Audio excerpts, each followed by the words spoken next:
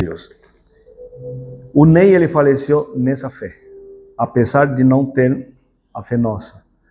Tinha outras crenças, mas se você for olhar aquelas crenças que divergem das nossas, elas todas são importantes, mas ela, em questão de salvação, de justiça divina, né, de acreditar quem é Deus, e sim aquelas distorções pesadas que existem em alguns outros lugares, o Ney acreditava nisso.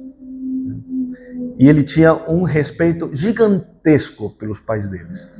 O pai, a mãe, que eram fervorosos na fé que eles têm, são fervorosos ainda na fé que eles têm, e o Ney estava lá junto com os pais. A Elaine, ela é da nossa fé, ele não. Ele respeitava, sempre respeitou, mas ele respeitava os pais, e se o pai dizia, não, filho, está errado, mesmo sabendo que o pai estava errado, ele dizia, sim, pai, é isso mesmo. Então, o Ney sempre foi assim, sorridente, brincalhão, com tudo. Volta e meia aparecem os vídeos que o pessoal, a família, fica postando, e eles dando risada, eles sempre brincando. Mas da noite pro dia, assim. E da noite pro dia, pode ser para nós também. Sabe? Com ele foi um infarto do coração. Aí a Neia começou a pensar, e esse olho? E se fosse na cabeça?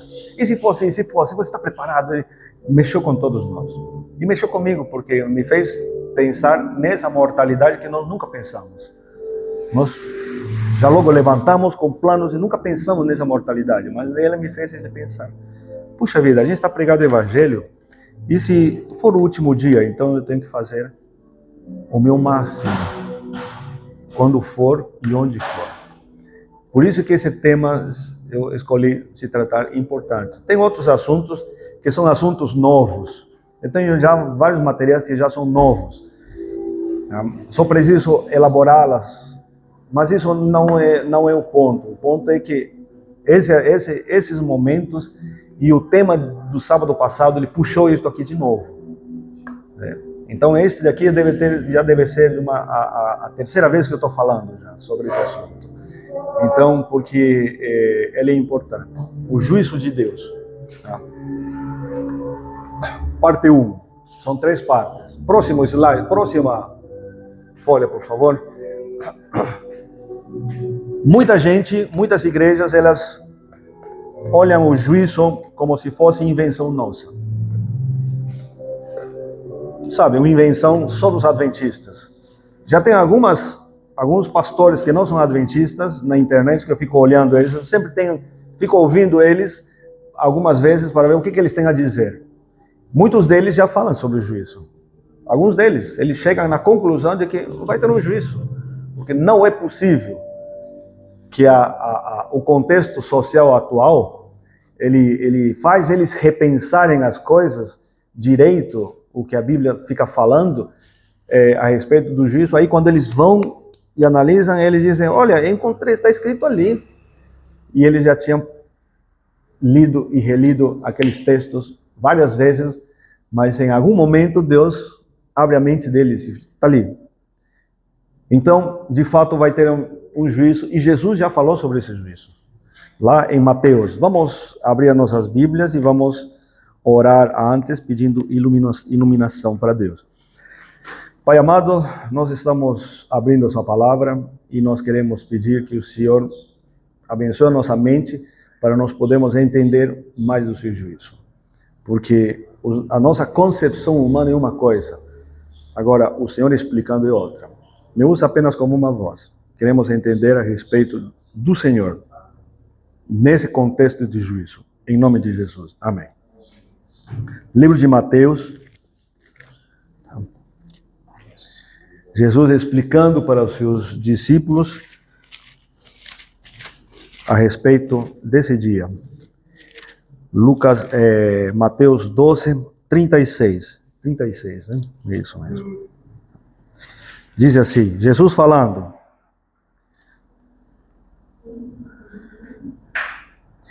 digo-vos que de toda palavra frívola que proferirem os homens, dela darão conta no dia do juízo.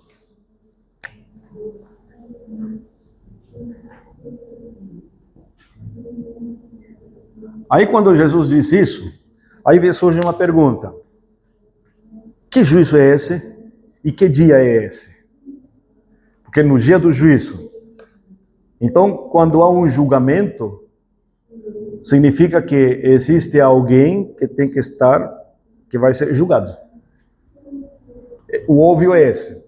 Alguém que vai ficar, que vai ter que se defender.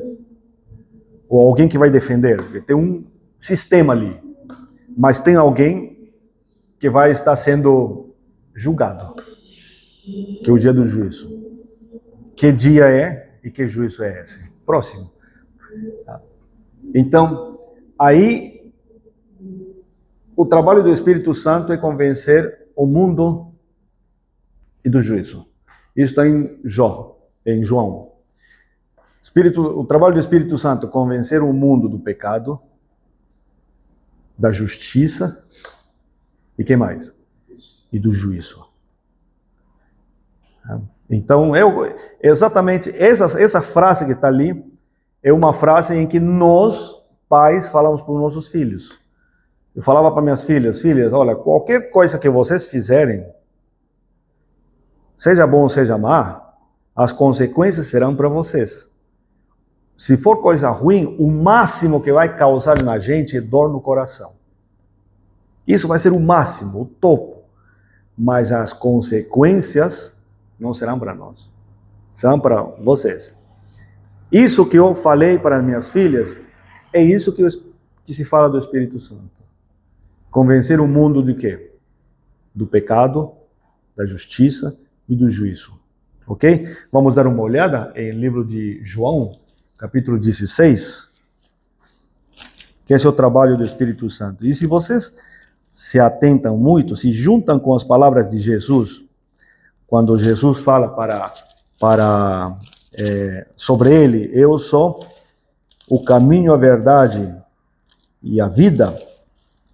Então, se você junta essas palavras com a do Espírito Santo, você vê que é um trabalho em conjunto. Os dois trabalham em conjunto, um precede e o outro executa. Capítulo 16, os versos 8 a 10.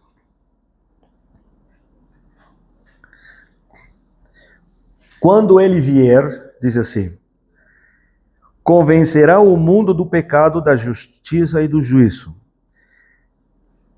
Do pecado, por que do pecado? Porque não creem em mim. Que mais? Da justiça, por quê? Porque vou para o Pai e não me vereis mais. Ele vai fazer justiça lá, ele vai fazer, no nosso caso. E do juízo, por quê? Porque o príncipe deste mundo já está julgado. Acabou. Acabou. Então, cabe a vocês, a nós, claro, trilhar esse caminho. Se você vai para o caminho do inimigo, você vai ser julgado como ele é. Mas se você vai para o caminho da vida, você vai ser julgado para a vida. Ouve. É isso que nós falamos para os nossos filhos. Quando nós aconselhamos eles sobre o futuro, sobre como deve ser a pessoa. E estamos no capítulo 16, vamos lá para o capítulo 3? O verso 18.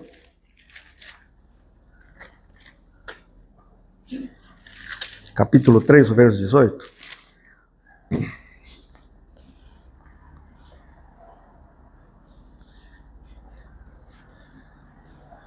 Diz, quem nele crê, nele é quem? Jesus, que nele crê, não é julgado.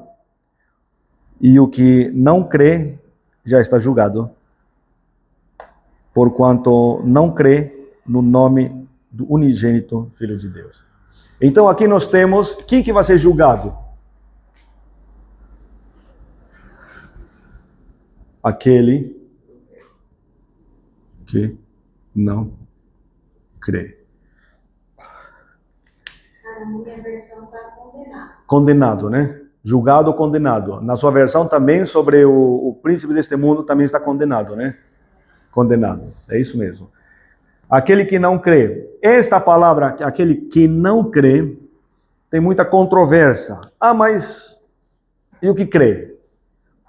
Sabe aquela frase que Jesus fala para os crentes que não serão salvos?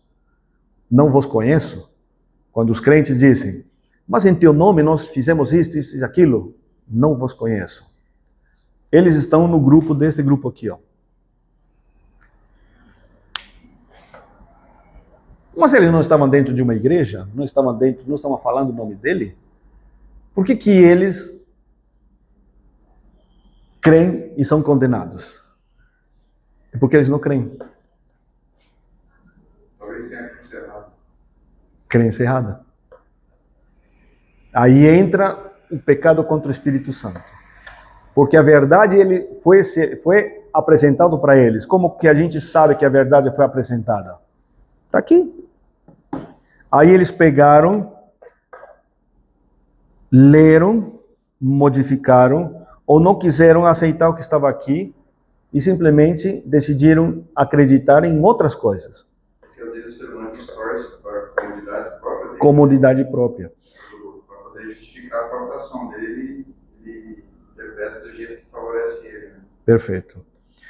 Pecado contra o Espírito Santo. Quero que prestem atenção nisso aqui, bem claro. Pecado contra o Espírito Santo não é ficar saindo pecando. É quando você substitui a voz do Espírito Santo pelas suas próprias opiniões. Quando você não se alinha aos pensamentos do Espírito Santo, quando ele está falando, falando e falando. Esse é pecado contra o Espírito Santo. Chega um momento em que ele não vai falar mais. Entende? Porque a voz do Espírito Santo é a voz de tudo que o céu, a divindade tem para nós. Palavras do Espírito Santo está aqui. Palavras do Espírito Santo está na sua consciência. Quando você sabe o que é o certo e não faz. Isso é contra o Espírito Santo. Isso é o pecado imperdoável. Por que imperdoável? Porque chega um momento em que o Espírito Santo não mais já trabalha, já está cauterizado essa pessoa contra a voz do Espírito Santo e não escuta mais. Isso é pecado contra o Espírito Santo. Então, esse povo que está ali, ele pecou o quê? Pecado contra o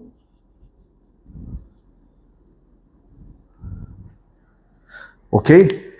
E aqui está dizendo que aquele que crê, ele não será julgado. Então ele não passa por esse processo. Aliás, não é que não passa por esse processo.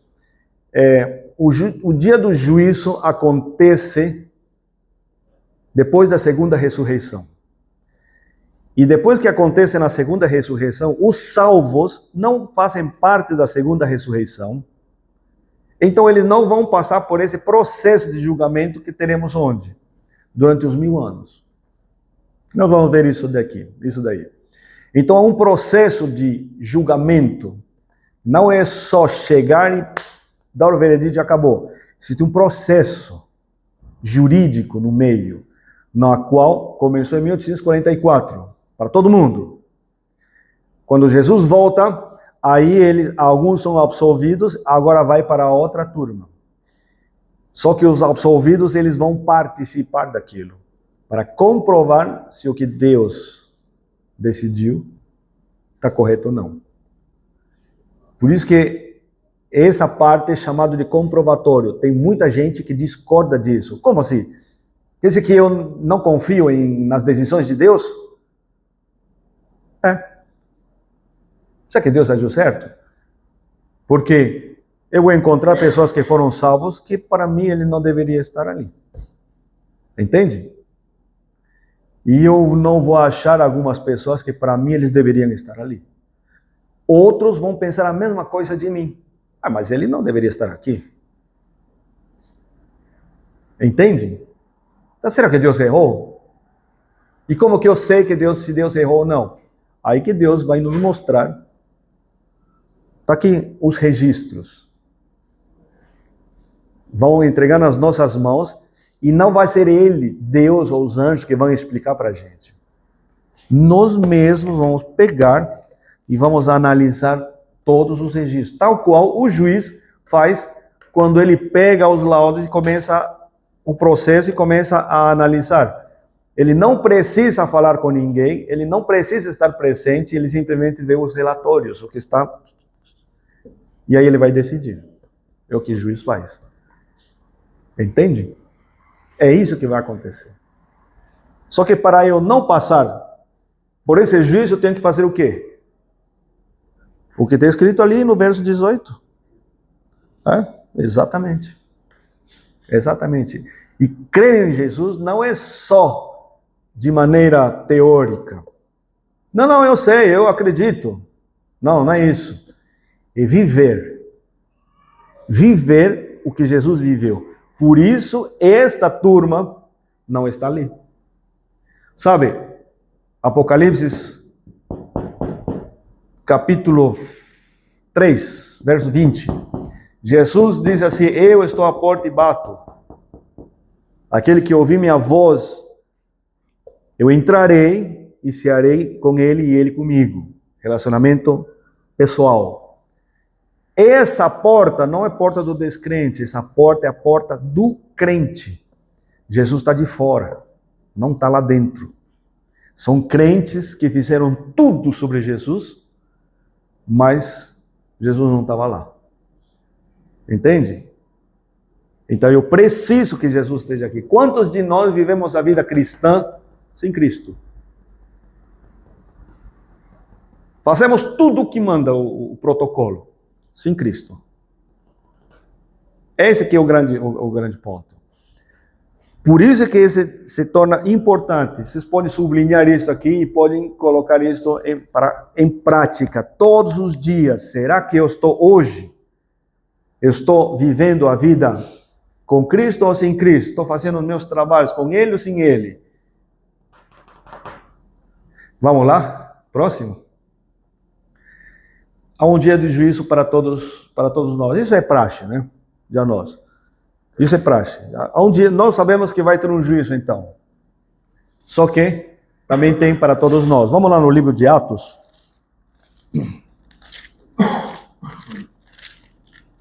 Atos, capítulo 17, verso 31.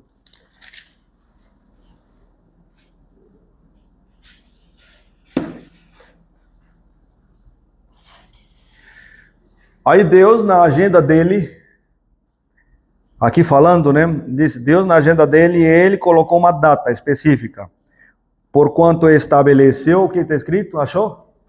Atos capítulo 17, verso 31. Atos. Não, Hechos. Livro de Hechos. Atos. Capítulo 17, verso 31. Acharam, né? Tá. Porquanto estabeleceu um dia em que há de julgar o mundo com justiça, por meio de um varão que destinou e acreditou diante de todos, ressuscitando dentre os mortos. Isto que está aqui, tem muita gente que cria controvérsia a respeito. É um ser humano? É um ser humano, mas é o próprio Deus que se fez ser humano, para poder mostrar de que a lei de Deus, ela é de fato facilzinho de cumprir. Satanás dizia que não. Essa versão de Satanás fez com que a terça parte dos anjos fossem atrás dele. Depois eles descobriram que foram enganados, mas era tarde demais. Deus apelou com eles até esgotarem todos os recursos, obedecendo, respeitando o livre-arbítrio. E aí Deus vem pessoalmente na forma de homem, deixa a sua divindade e ele vai cumprir o que Adão não conseguiu cumprir. E mostrou de que esse varão, ele veio para resgatar a gente. Por isso que está escrito dessa maneira. Ele há de julgar por meio de um varão. Então, como ele passou, agora ele está apto para julgar. Porque ele já conhece. Ele já sabe, já vivenciou o que nós vivenciamos. Então ele conhece a gente mais do que ninguém. Então por isso que ele está apto para julgar a gente. Ok? Vamos lá no próximo. Então há um dia que está dizendo, esse texto está dizendo que há um dia que Deus escolheu na agenda dele como o dia do juízo. Próximo, por favor. Chegou a hora do juízo. Quando é que é falado isso? Está lá em Apocalipse. Primeira voz. Apocalipse 14, verso 7.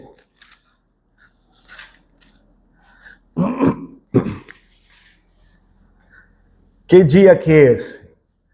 Então, existe um dia, vou colocar aqui, este é o dia D, o dia do juízo.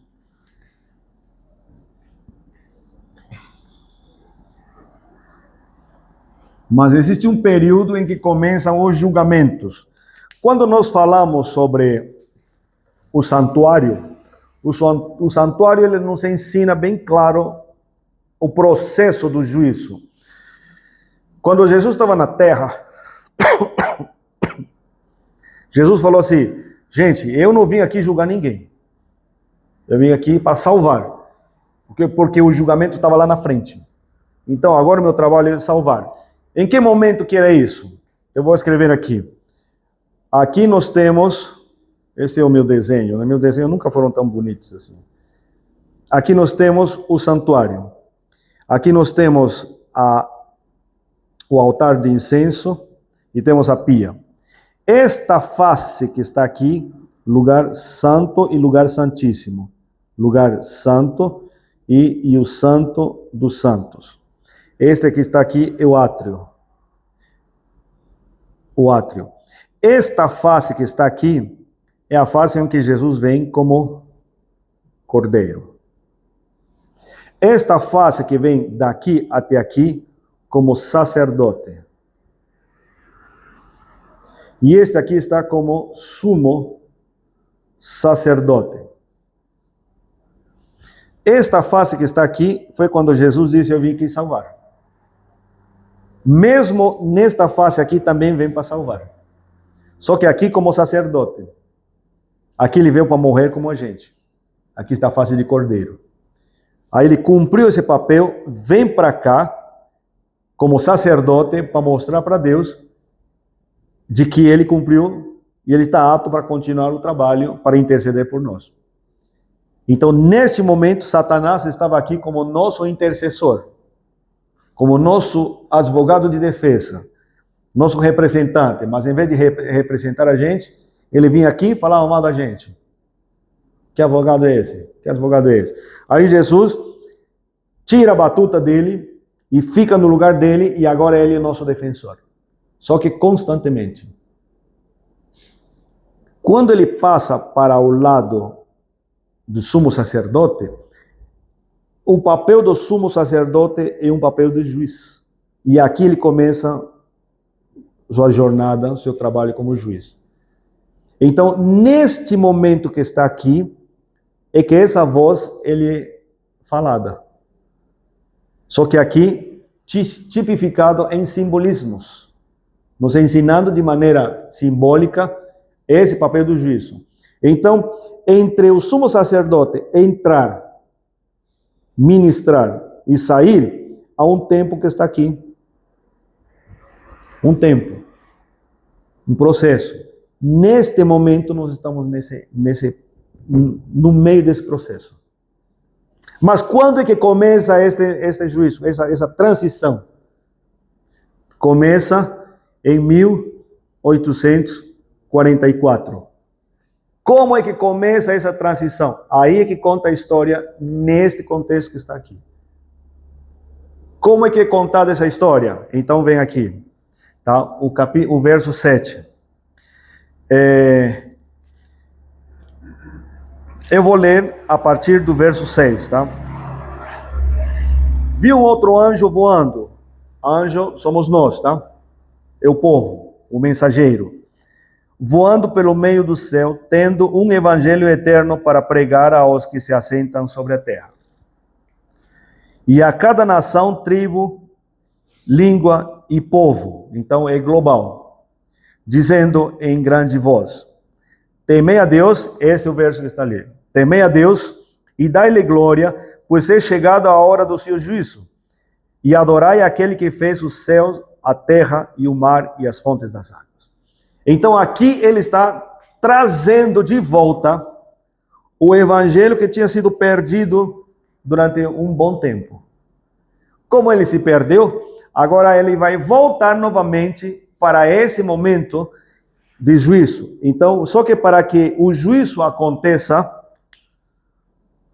a pessoa tem que saber por que ele está sendo julgado. Isso é total transparência. Como é que eu vou ser julgado por uma coisa que eu não sei? Não é como esses recursos que estão ali, que a pessoa é julgada, mas não sabe por que está sendo julgado, e está sendo até condenado, e não sabe por que está sendo condenado. Só que aqui, Deus vai julgar, e as pessoas têm que saber por que estão sendo julgadas. Por isso é que essa voz está ali. Falando para o mundo inteiro: gente, começou o juízo. Vocês estão sendo julgados, e aí vem toda aquela história. Por isso, por isso, por isso. Que história?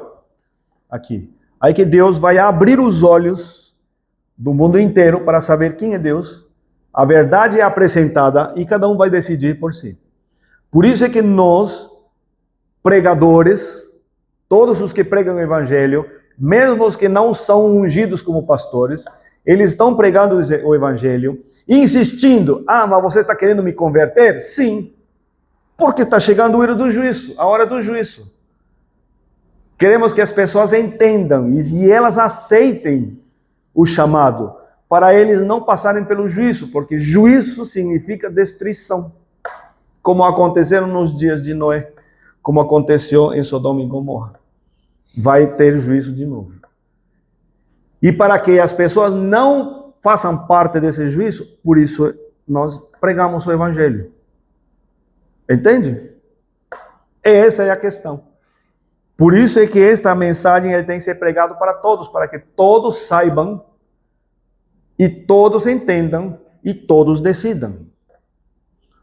E essa decisão é que vai fazer a diferença. Alguns passarão pelas águas, outros não terão essa oportunidade.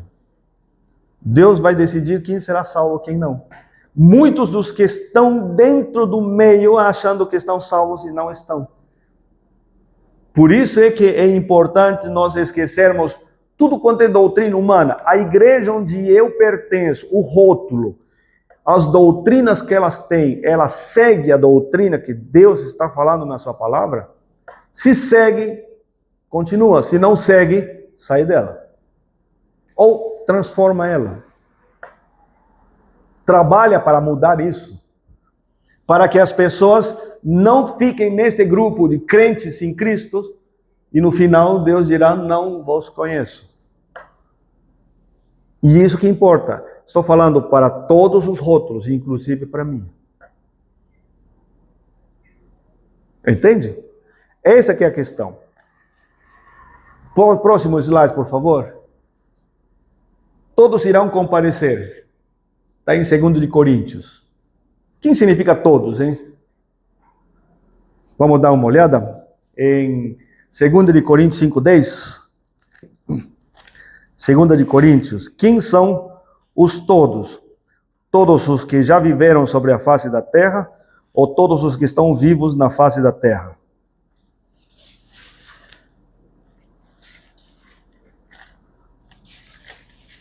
Segunda de Coríntios 5:10.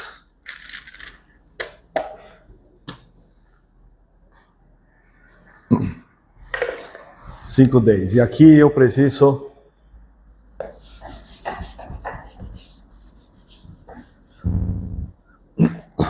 todo professor gosta de louça, hein? Então, 5:10, né? Diz assim: porque importa que todos nós compareçamos perante o tribunal de Cristo, para que cada um receba segundo o bem ou o mal que tiver feito por meio do corpo. Quem está escrevendo isso aqui é Paulo. Eu estou em 2000, nós estamos em 2026. Paulo estava em que ano que ele estava escrevendo isso aí? Primeiro século. Jesus morreu no ano 31. Então, no ano 34 foi que se fechou, Israel parou foi quando Estevão morre, no ano 34. E Paulo começa no ano 34 a fazer seu trabalho. Naquele ano, no ano 34, ele é convertido. Então, passou mais ou menos uns 10 anos até pregar o evangelho. Então, nós estamos falando de 44. Aí, provavelmente, no ano 46, 47, eu vou colocar aqui, vou fixar no ano 47. Tá? Eu estou supondo, ok? No ano 47 que Paulo escreveu isso que está aí. Quando ele fala todos nós, está se referindo até esse momento. Passaram-se todo esse tempo e esse todos nós continua vivo. Ou seja, vivos, porque Paulo vai passar também. Só que Paulo já está mortos. Então são vivos e mortos. Esses são os todos. Então tem os vivos e os mortos. Todos nós. Haverá um grupo dos vivos que será salvo e outro que não será salvo.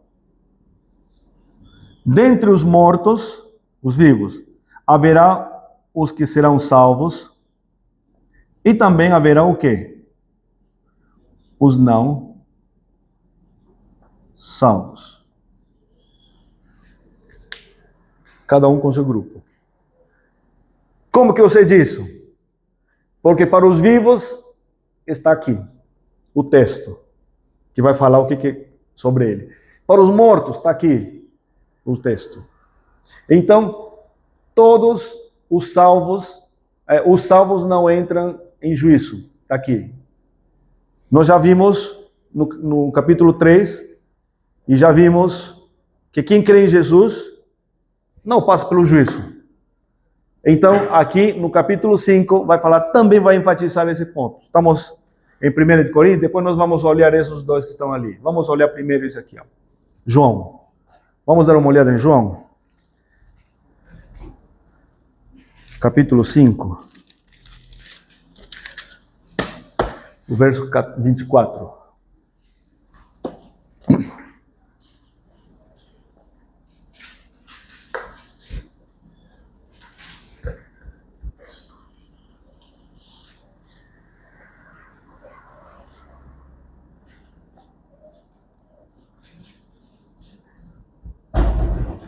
Capítulo 5, o verso 24. Acharam, né? Diz assim: em verdade vos digo, Jesus falando, quem ouve a minha palavra e crê naquele que me enviou, tem a vida eterna e não entra em juízo, mas passou da morte para a vida. Né? Então eu vou colocar aqui 1844. Vou colocar aqui, segunda de vinda de Cristo. E aqui estamos nós. Ok? Estamos nós. Você falou assim que o juízo já começou em 1844. Sim. Já começou pelos mortos? Começa pelos mortos. Depois passa para os vivos. Depois passa pelos vivos. Segundo Coríntios? Segunda de Coríntios 2, 5, 10. Nós vamos ver esse em detalhe.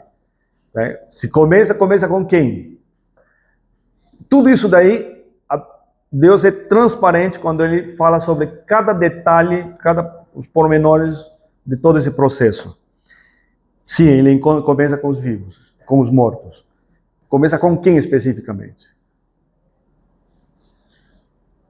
Já estudei, já vai também. Certo? Só chutando.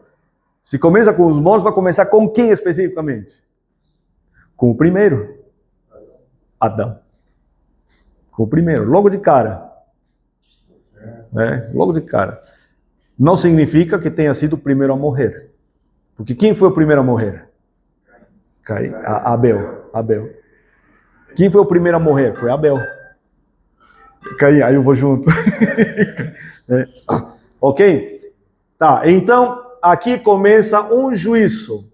Este juízo que está aqui é o que nós chamamos de investigativo. Nós humanos, quando estudamos isto, nós que apelidamos esse juízo que está aqui como investigativo. Na Bíblia não existe esse nome que está aqui. Não existe o investigativo. Só diz que o juízo começa o processo de julgamento começa em 1844. Ok? Então, 5:24, né? Nós acabamos de ler, é isso? Onde que ele está? Em verdade vos digo que quem ouve a minha palavra e crê naquele que me enviou tem a vida eterna, não entra em juízo, mas passou da morte para a vida. Por quê? Porque quando chega Jesus aqui, tem a primeira ressurreição, que já vamos ver isso daí com mais detalhes. Nesta primeira ressurreição, os salvos são salvos. São salvos. Estes que estão salvos já não entram no juízo que vai ser aqui. Porque eles estão salvos. Agora, os outros que serão ressuscitados depois, esses entram em juízo. Então, quem crê nele, ressuscita em quem? Na primeira ressurreição. Onde estará a minha sogra? Onde eu tenho certeza que estará o Ney. O meu concunhado. Ney. Ednei. Ney. Ele faleceu.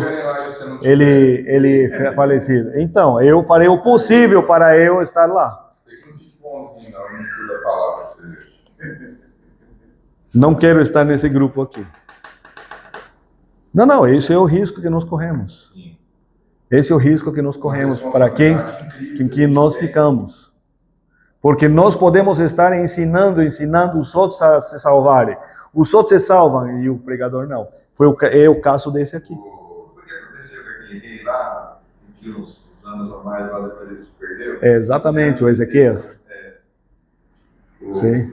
O dia que o Silvio, a última vez que o Silvio esteve aqui pregando, ele conta a história de um livro, acho que lembra, um livro verídico, que um navio que fazia travessia na Europa e a África, e aí bateu numa geleira, igual o Titanic.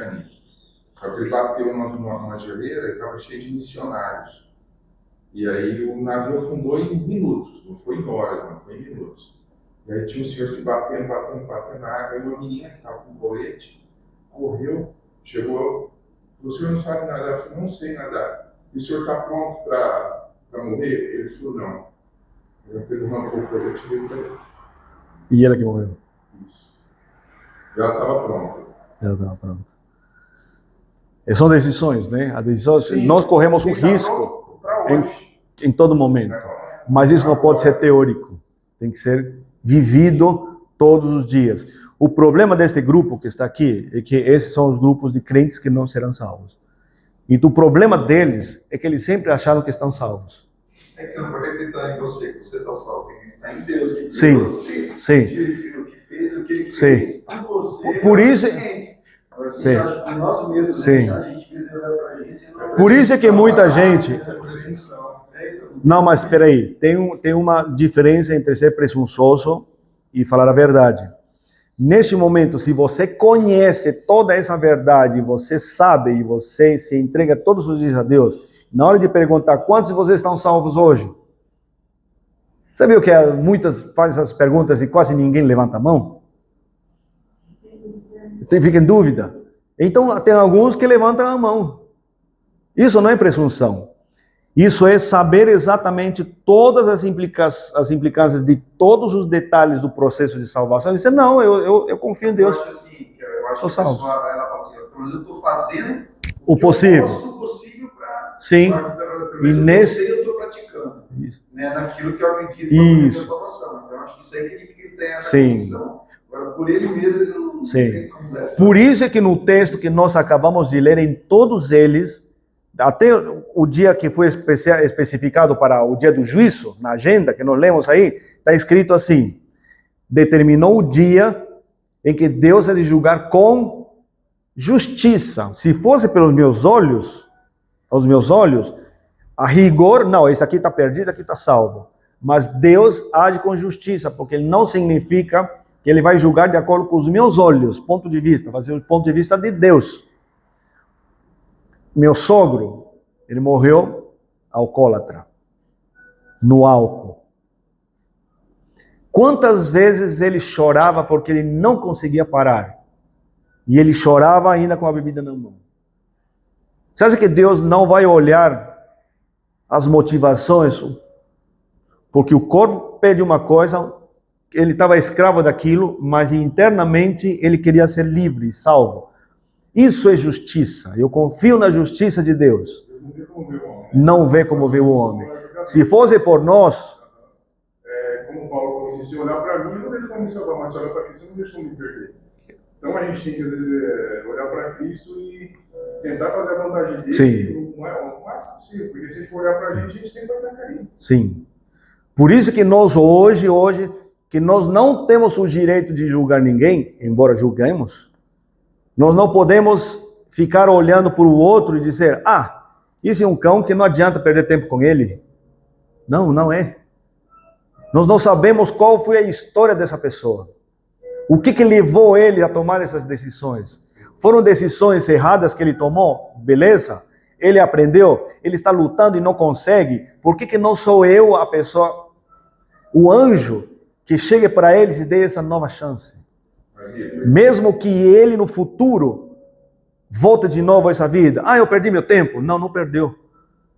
Porque o nosso papel é continuar salvando, não é julgando. É o amor, né? É amor. Por isso é que o simbolismo da circuncisão, ele é importante. Porque um coração que não foi circuncidado, jamais estaria ajudando alguém que precisa. Coração circuncidado, ele não vê se a pessoa vai pegar o prato de comida que você vai dar e vai vender para o outro por causa de droga. Ele vai olhar que nesse momento ele precisa.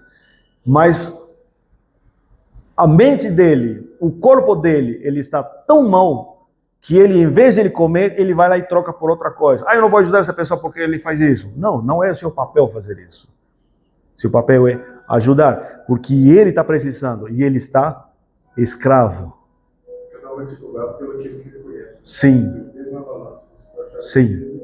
Mas, Pedro, a gente sabe que o inimigo também é extremamente poderoso. E muitas das vezes a pessoa conhece a Bíblia inteira, conhece o ano inteiro, sabe tudo. Mas ele utiliza isso aqui para tirar benefício próprio. Esse grupo aqui, ó. Tirar benefício próprio, para se colocar numa posição de superioridade diante das pessoas que muitas vezes são pecadores, são pessoas muito simples, tá? Não estou julgando. E a gente sabe que a primeira pessoa que eu conheci adventista me falou, Paulo, o segredo de tudo é relacionamento íntimo com Deus. Então é eu e Deus, não é eu e o pastor Daniel, eu e você. Não, é eu e Deus. Então eu tenho que prestar conta para Ele. Não é para você e nem para ninguém nessa igreja, nem para ninguém nesse mundo, nem para o Papa. Infelizmente é isso. Ou felizmente. Então a gente sabe o que mora dentro da gente. Os outros não. Acho que a gente tem um verniz social que, não, esse cara é totalmente correto. Você não sabe o que mora ali, o leão que mora ali dentro, o relacionamento como ele é, com as pessoas. A gente às vezes conhece. Na verdade, nem nós sabemos o leão que mora na gente, né? No fundo, a gente se conhece. Algumas Mas aí a coisas. gente pega e esconde o ladinho meio negativo da gente e mostra só um lado bom, positivo. Mas esse cara é muito correto. É muito correto quando é conveniente, muito bonzinho quando é conveniente. Eu venho aqui na igreja, nossa, devolve seus dízimos, nossa, esse cara é perfeito. Nada disso. Muitas das vezes é uma pessoa muito simples, voltada para Deus, está mais perto do que nós que às vezes achamos que a gente está aqui. Porque isso aqui é uma oportunidade incrível, né? Eu fui conhecer Espaço Novo Tempo em 4 anos. Mas quantas pessoas não tiveram essa oportunidade? Tem muitas pessoas que não tiveram. E aí que tá, cabe a nós ser essa fonte, né? Essa fonte. Tá? Esses outros itens que está aqui e os próximos, nós vamos tratar em outro momento. Sábado que vem, talvez. Ok? O que eu quero deixar claro na mensagem de hoje, tá vendo como se 10 vezes eu falar sobre o mesmo assunto, são 10 vezes diferentes. Sempre tem algo novo a se tratar. Eu não quero estar nesse grupo aqui. Não quero. E nós corremos o risco de estar aqui. Apocalipse deixa claro que esse risco corremos todos. E como Paulo disse, o importante é o relacionamento, porque o convite de Deus é na porta e bato, eu cearei com ele se alguém ouvir a minha voz. Não é no pacote. Se tem uma condição, ele está batendo, então tem barulho lá, ouvindo outras coisas. Então se alguém ouvir a minha voz, eu entrarei e cearei com ele e ele comigo. Então, eu e Deus. E o que eu tenho que fazer é todos os dias sair de casa, andar na rua, fazer o meu trabalho com ele. O que eu for fazer, Senhor, está de acordo com a sua vontade? Como eu não sei, eu vou seguir em frente. Se o Senhor fechar as portas, é com o Senhor. O duro é acreditar que Deus está fazendo esse trabalho. Ok? É isso aí. Vamos orar? Pai amado, o dia do juízo está chegando. E esse juízo são para os descrentes. Mas o julgamento, processo de julgamento de todos nós começou em 1844. Estamos em 2026. Tanto tempo se passou e às vezes nós julgamos de que como passou muito tempo, então não vai dar em nada. Vivemos as nossas vidas como se o mundo não vai acabar ou nós não teremos um fim. Pai amado, eu só te peço que nos ajudes a poder nos aproximar e a nos alinhar do Senhor, do seu pensamento, para que nós possamos estar aptos para esse julgamento, para estar nas moradas celestiais, longe desse julgamento. Só te peço que nos ajudes hoje. Nós corremos esse risco de não estarmos presentes com o Senhor, mas nós queremos te pedir hoje que nos ajudes a poder invocar o teu nome todos os dias, a poder entregar as nossas vidas todos os dias, a poder te agradecer por ter nos cuidado naquele dia, todos os dias. Por favor, salva os nossos relacionamentos, os nossos casamentos, tudo aquilo que nós nos comprometemos e que envolve pessoas que estão ao nosso redor, da qual nós somos responsáveis. Nos ajuda a poder te servir como o Senhor serviu os teus filhos. Em nome de Jesus. Amém.